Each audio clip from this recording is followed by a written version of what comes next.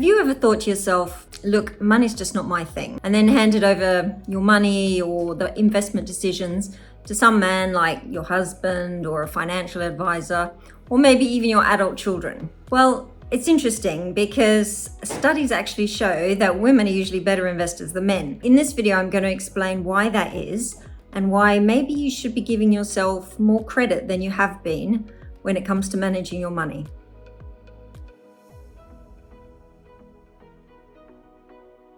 When I tell women this, they're often in complete shock because for years, investing has been portrayed as a man's world.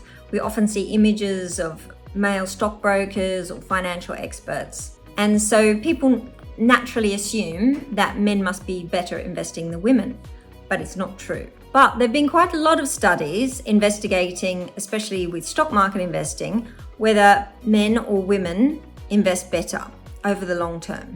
There was one study in particular where they interviewed 35,000 different stock market investors, and they found that women actually outperformed men by 1% on average. Now, 1% might not seem like a huge amount, but over the long term, that can really add up and make a big difference in your investment returns. So why is it that women seem to be better investors than men? What's actually going on here? Well, one of the key reasons is that women don't tend to put all their eggs in one basket. When they create a portfolio of investments, they tend to buy a variety of things, usually companies that are familiar to them. Maybe they've heard the name of that company.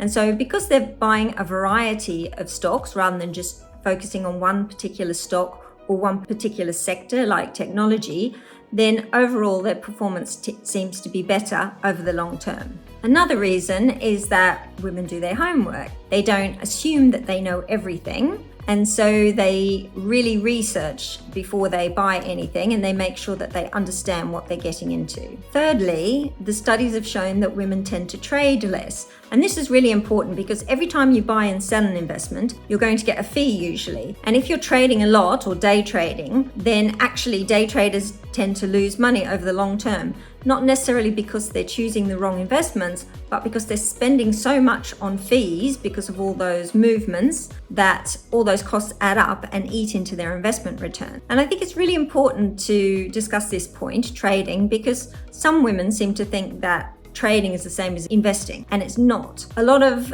the long-term professional traders that you can read about, famous people like Jesse Livermore, who made a lot of money in the crash of 29 and the 30s, they often become addicted to the adrenaline rush of, the trade. It's like, let's just throw it all on one last roll of the dice.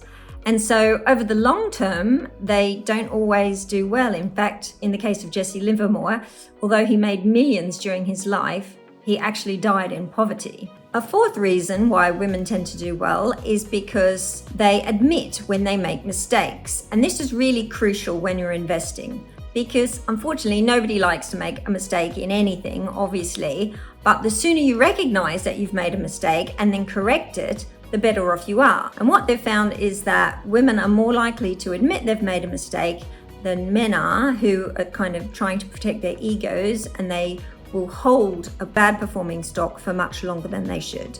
Have you ever noticed that when you're out with a guy and you get lost driving around because the GPS isn't working, or maybe you're just walking somewhere, you want to stop and ask for advice, but your guy will not ask for advice? Well, this is actually really key when it comes to investing, because women are more likely to ask for advice and ask if they need help, whereas men don't. And so if there is a problem with their investing, they're more likely to reach out to someone who's maybe more of an expert in their area, and then they end up doing much better. Finally, I wanted to make a point about hormones, because for many years, we women have been told that we're controlled by our hormones. And it's true that once a month we do get hormonal. But what the studies have shown is that actually men are more controlled by their hormones when it comes to investing. And that's because the male hormone, testosterone, is hitting them every day, not just once a month. In fact, there's a really amazing quote here from John Coates, who did a study on this. And he said, when under the influence of testosterone,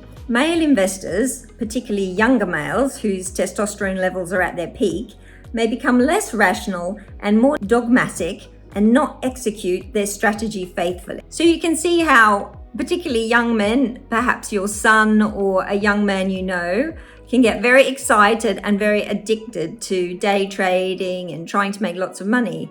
But perhaps they don't realize that it's actually their hormones that are in control.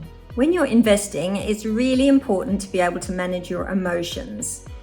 That means that if the market crashes, you don't freak out and panic and get really stressed out. And similarly, when the markets are going up and it's all very euphoric, you're able to stay calm and stable and not get too carried away by everything that's going on.